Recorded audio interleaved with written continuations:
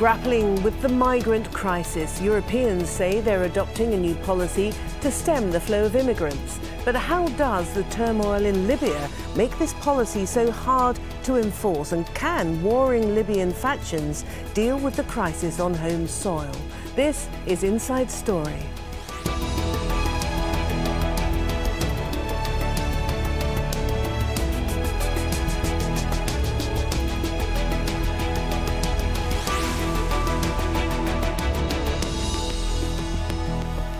Hello and welcome to the programme. I'm Martine Dennis.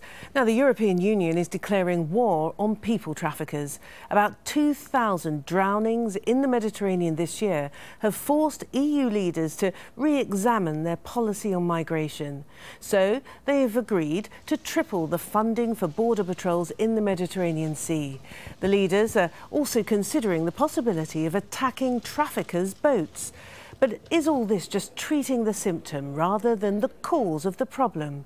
Well, the vast majority of those making the perilous journey to Europe leave the shores of Africa from Libya, where the trade in human cargo is flourishing, aided by a lack of government and fighting between rival militias.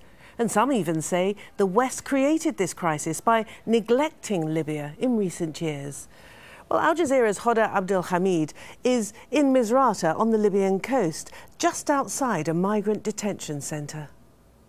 The way things work here is that there is no fixed meeting point for smugglers. I was speaking to the Coast Guards yesterday, and they said, you know, we have hundreds of kilometers of coast. Along that coast, in the middle of the night, there is a meeting point, and usually the way it happens is that these smugglers take the migrants by small inflatable dinghies to another boat, and that's when the crossing happens. So it is a very complicated issue to go after. If you're going to have military intervention, against who exactly? If you're going to go against the smugglers, at that point, they will be maybe with the migrants. Then you're going to have probably innocent civilians dying in some sort of military intervention. And then there's a very important point, is that at the moment there's a political split in this country. The government recognized by the EU is in Tobruk, but the majority of the departures are on this side, in the western side of Libya, where the court-appointed government in Tripoli is in charge, and there is no communications between the two sides. We actually heard from the officials of that government yesterday saying the EU is not talking to us, no one is coordinating with us, and we will stand against any kind of military intervention. So certainly there's a lot of issues to tackle before that plan is feasible and will bring some sort of results here on the ground. All right, let's bring in our guests now. From Tunis, we're joined by the Libyan analyst and non-resident fellow at the Atlantic Council's Hariri Centre for the Middle East. That's Mohamed El-Jah. From Geneva, we talked to Leonard Doyle from the International Organisation for Migration. And lastly, from Nantes in France, Yves Pascu, who joins us via Skype. Now, Yves is the Director of Migration and Mobility Policies at the European Policy Centre. Welcome to you all, gentlemen. Can I start with you, Mohamed, in Tunis? Because I'm particularly interested in finding out what kind of position the various parties within Libya actually take on this problem. As your report just indicated, that most of the departures of immigrants or illegal immigrants into Europe are actually happening from the western side of Libya, where it is under the control of the self-declared Islamist government in Tripoli. And I think that party in Libya is trying to use the issue of illegal immigrants into Europe as a bargaining chip in order to get the EU and the international community talking to them. But the problem is that that government is self-declared and it is not recognized. On the other hand, you have the internationally recognized government in Tobruk, in the furthest east of the country. They are more willing to work with the international community on the issue of illegal immigration and people trafficking. They have already taken lots of measures in eastern Libya and in towns and cities under their control, and there isn't as much flow of illegal immigrants and people traffickers in the area that's under their control. So it looks like the international community and the EU are facing a huge dilemma in Libya, and they will need to decide whether they will need to cooperate more with the internationally recognized government and help them get back control of the capital, Tripoli, and western side of Libya, or to try and speed up the negotiations led by the UN in order to see a unity government that is formed in Libya, a government that the international community and the EU can work with, and a government that can exercise some form of control over Tripoli and the western parts of the country where most of the human traffickers and the illegal immigrants set off on their journey to Europe. And Leonard, in Geneva, that's a point, isn't it? Mohammed's saying this is a real challenge to a European policy response. So far, they've come up with a 10-point plan which focuses on funding, greater funding for patrols of the Mediterranean and perhaps targeting traffickers' vessels.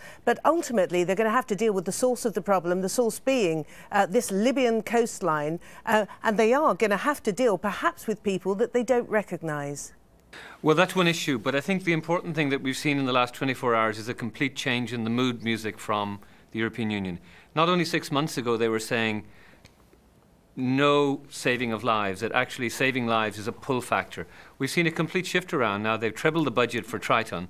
It is on the shores of, it is too close to the shores of Europe, but nation states like the UK are going to deploy their navies ostensibly to stop smuggling. But at the end of the day, by stopping smuggling, you're rescuing migrants. So I think the big change that we're seeing is that there's a focus on saving lives, and that's explicit in the European Union conclusions. In terms of who you deal with, of course there are ongoing problems, and the disarray, which was so aptly described by your two colleagues, describes it very well.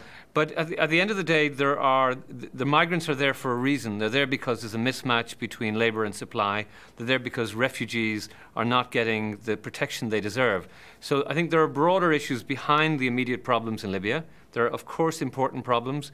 But I think once they start tackling the big issue, like how to deal with resettlement of people entitled to refugee status, and how to allow for an ebb and flow of migratory labour between the continent of Africa and Europe, some of these issues will recede. And to Yves now, in Nantes, there's a distinction to be made, which quite often is forgotten, isn't there, between those who are seeking a brighter economic future and those who are seeking safety. So as asylum seekers, refugees, versus those who are seeking employment. Well, I think that we clearly need to start having clearly in mind that the people who are crossing the Mediterranean Sea are, in the vast majority, people seeking for protection. So I think that here we have to face a huge humanitarian crisis. Sorry, when you say protection, are you suggesting then that the vast majority of people who make this perilous journey, are you suggesting that they are asylum seekers, that they're fleeing persecution, they're afraid for their lives? Is that what you're saying? I'm exactly saying this. If you have a look to the nationality of those people, there are Syrians, Eritreans, Somalians, Afghans, so on and so forth. So these are people fleeing because they are killed at home. It is as simple as this. And those people are trying to get protection, firstly, into the neighboring region. That's the reason why, for instance, in the Syrian case, there are 4 million or nearly 4 million Syrian refugees in the 5 neighboring states of Syria. But if they are not able to live in decent and proper conditions in those states, then they can go back. They can go backwards, so they are moving northwards. Okay, Yves. All right, Yves. If that's your contention, then that the vast majority of these people are asylum seekers, why is Europe taking such a negative approach to them and not providing them with the safety and the security that they deserve, that they require, and in fact that Europe is obliged to provide under various international treaties? Well, Europe has a system of protection which only functions once you're in the European territory. Europe does not have any legal obligation to grant protection to people outside of its borders.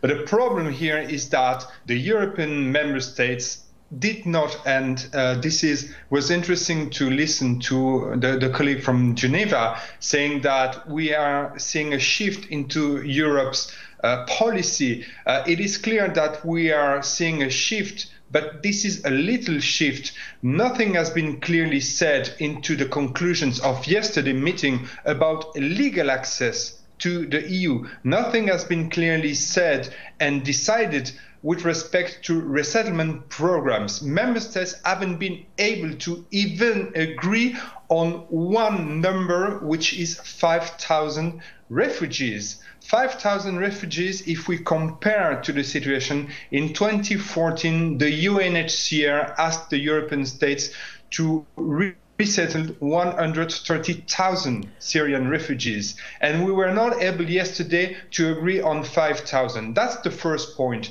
The second point, nothing has been said, not a word about the issuance of humanitarian visa in order to allow people to have access to the EU territory without taking and undertaking a perilous journey. So I think that if we do recognize that there is a change in tune between 6 months ago, where some member states and the UK at the forefront were saying the Mare Nostrum operation is a pull factor for irregular migration, and now that we agree that we are going to fund surveillance and search and rescue operation, that's true. But the shift is absolutely not complete. And my fear is that we are not going to properly assess the huge humanitarian crisis we are facing in only focusing on traffickers and smugglers. OK, and Leonard in Geneva, again, you pointed out that there is a slightly different tone now being taken by European leaders. How far do you think European foreign policy is prepared to go? Is it going to have to become more proactive in terms of reaching out to the sources of the areas of conflict that is producing this mass wave of people trying to get to safety? Are they prepared to intervene if they see this as a matter of national security? I think that what has happened is that 6 months ago, European political leaders were facing a rise of anti-migrant feeling across the continent, and they were allowing that to influence policy, and that resulted in the withdrawal of Mare Nostrum. What we've now seen in this terrible disaster over the last week, and that continues, there were 700 landings today. What we've now seen is that, thanks in large part to the media, thanks to this getting into the living rooms of voters, we're seeing that people are not prepared to stand having people die on their television screens. And this in turn is influencing European policy. It's correct, we haven't seen by any means the full slate of the full agenda that's requested. But, you know, they have started, and we've seen a radical shift, I think. They may not be calling it such, because after all, they've got to retain their position. But at the end of the day, if you are going after smugglers in a rubber boat, you first of all have to take the migrants off that boat. Then you can sink the boat. It takes 5 minutes to sink it, and it'll be replaced 10 minutes later from the open market. But you've at least brought a change in the position that we are now talking about saving lives. The idea that having a migrant family drown was somehow going to influence people from not coming has been totally discredited. And I think that's the important point. And Mohammed in Tunis, we've already discussed the state of governance in Libya. In fact, it hardly exists in a coherent sense. And many people actually say that this is an unforeseen consequence of European intervention in the first place in getting rid of Gaddafi, thereby letting the genie out of the bottle. Therefore, do European powers have an obligation, European powers plus, of course, the United States, do they have an obligation to now help the Libyan parties in this process of dialogue, which is faltering along the way? Do they have an obligation to help? Absolutely, because it is right to point out that the EU and the international community, including the United States, have a responsibility towards Libya because they helped overthrow the Gaddafi regime and they were part of the revolution or the war that happened there in Libya. So they do have an obligation. But most importantly, the issue of human smuggling in Libya or human trafficking in Libya poses a threat not just to Libya but to the entire region. For example, there is the issue of terrorist groups, for example, or extremist foreign jihadis using the human trafficking routes in order to get into Libya or possibly get into Europe. So there is a threat not just to Libya but to the entire region there. In addition, there are indications that the money that is being made out of smuggling people into Europe or throughout Africa into Libya is being used to fund extremist groups in the region. So the money, the problem is not just that refugees are getting into Europe or are getting into Libya, but rather where is the millions that are being made, where are they going? Who has used them and in what way is it being used? So all these questions need to be asked and we need to find an answer to these. And most importantly, I think the approach of dealing with this crisis or with this issue has to be more creative and innovative in that it should focus on the local issues. It should focus on local networks of human smugglers. We should deal with local communities, for example, in Libya. And if needs be, there should be like centers to assess whether people are eligible for asylum or not in areas. That will help not only address the immediate issue of immigrants flowing into Europe, but it will also help with limiting the capacity of this vast network that spans over a number of countries throughout the Middle East and Africa of human traffickers. They are acting like agents now.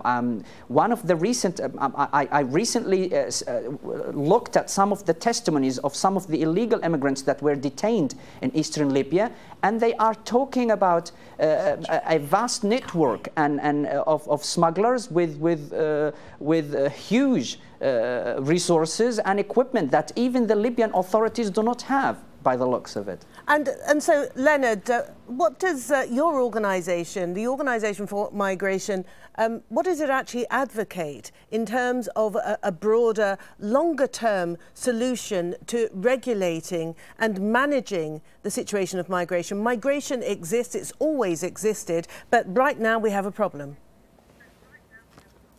I think one of the big problems we've got right now is that the policy of doing nothing has led to this explosion in the public space. So when you see people being rescued in the Mediterranean, it looks really bad in the sitting room of somebody in a conservative part of Europe. It looks like there's out-of-control migration, and this, of course, affects the politics. Meanwhile, back in perhaps some village in Africa, when those same images are being shown, it looks like, hey, I can get to Europe quite easily.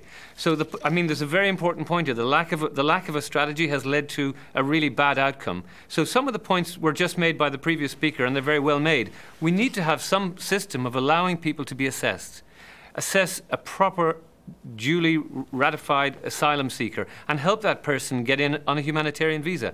Assess a migrant worker whose skill set is needed in Europe, or for that matter in a country like Libya, where there is actually plenty of work. Plenty of people come from Niger and work in the farm sector and stay there. They never come to Europe. But one of the most important points I've heard in this discussion is the one just made, is that the revenue that's flowing into the hands of smugglers is completely distorting the economic space. So you find that at the border of Libya, because the smugglers have so much heavy weaponry, they completely outgun the border patrols of the Libyan state, or no matter which side we're talking about. And equally, at the point of departure, because there's so much money involved, one rubber dinghy containing 100 people is $100,000. It's a lot of money if you're doing lots of these shipments. And clearly the money isn't being made by the little guy at the port. It's going right into the political space. So we think that this is really the distortion, is that vast amount of money are being put into the wrong people's hands, criminal groups with vast amounts of weaponry that they can purchase. That's probably what needs to be tackled urgently, and that can be tackled by regulating and managing the flows, giving people an option, giving people the idea that you can have a multiple re-entry visa. For example, Canada accepts people from Guatemala. We help them recruit them. These are farm labourers who want to do nothing more than work for a season in Canada, picking grapes, what have you. They're checked to make sure they're not parts of gangs. They're then brought and they return home and bring money to their families in very, very rural, poor areas. They don't want to stay in Canada, but they happily return home. And we need to have some policy like this for the European Union, where you match the labour supply and the hard-working people of Africa, and you match the labour demand in Europe, where the population is ageing, for goodness sakes. We need people in Europe. Otherwise, the economy is not going to continue to function. I get that. I get what you're saying. And can I put that then to Yves in Nantes? Because, Yves, do you think that European policymakers are up to the task? Do you think that they have taken stock of the severity of the situation, of the depth of the problem? And do you think that they are prepared to, if necessary, collaborate with the parties within? We're talking about Libya today in particular. So do you think they're up to negotiating, collaborating with the various parties, particularly in the west of the country? Well, I think that there are many questions which deserves to be answered separately, but I think that EU member states are not delivering at the level they should do. The situation we're facing today was expected.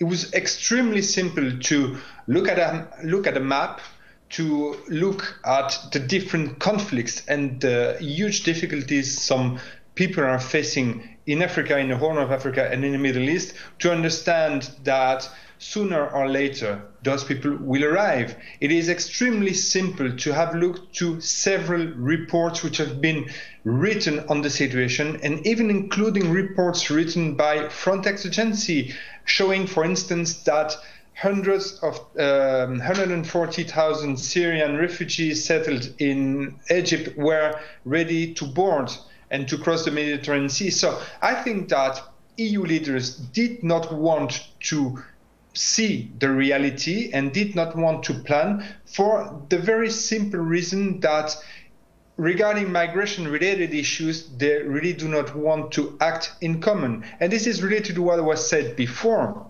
It was precisely indicated that the political and economic climate in Europe does not allow decision makers to talk about migration-related issues. And if you don't talk about it, you don't act about it. Now we are facing an extremely simple situation, which is we are not acting, we are forced to react. Now the reaction has to be organized, and among the decisions that have to be taken, one is to be clear that we are going to talk with several partners on the other shore of the Mediterranean Sea. And this will include, in one way or another, being able to discuss with Libya and other partners. But, and I'm referring to what was said already before, discussing migration-related issues only on the basis of the security side will not be enough. A lot of people are willing to move to Europe, not only for protection, and we have to be aware and to take care of those in need of protection, but other people are willing to move to Europe for several reasons, and more particularly for working reasons. All right, Yves, can I jump in here and just move back to Tunis? And Mohammed, it sounds very much as though we're all agreed that there is going to have to be a rebooting of European policy when it comes to its southernmost border, which of course involves Libya. Bring us up to date with the status of those talks, because that seems to be the only game in town with regard to establishing some calm in the country. The talks are Libya's best hope, or the best option forward for Libya to move forward and become more stable, and in a way that it could have a functional government. However, I am not too optimistic about these talks, because until now they have failed to address many of the very difficult questions in Libya. And the issue of militias, the issue of armed groups, the issue of extremism and the rise of Islamic State in Libya, all these issues until now are left unaddressed by these talks. I know that the international community, Europe and the United States, are hoping that these talks can continue and can happen. Can I say a big thank you to Mohamed El Jar in Tunis, Leonard Doyle in Geneva and Yves Pascu in Nantes. Thank you all very much indeed.